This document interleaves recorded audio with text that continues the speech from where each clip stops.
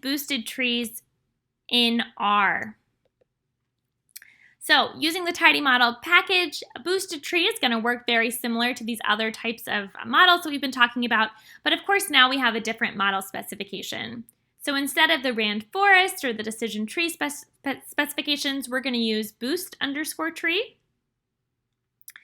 And we're still going to, everything else is going to be very similar. We still set the mode. So if it's a classification problem, you set it to classification. If it's a regression problem, you set it to regression.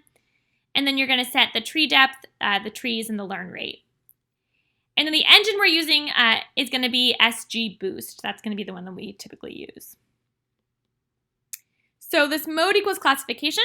It's going to be the same as with a bagged tree or random forest, where you would set that to either classification or regression, depending on the problem at hand. Tree depth is the depth of the tree, so we can set that to something like 1. You could try something else if you'd like. Trees is the number of trees that are fit. This is equivalent to B here. And learn rate, this is your lambda. So this is going to be the lambda that you choose. And so as I mentioned, common ones are 0.01 or 0.001.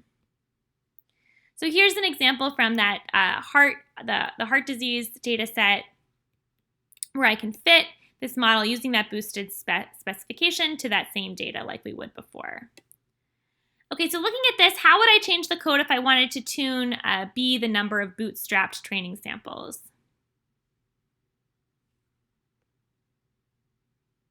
So go ahead and add this the answer to that question in your application exercise for today.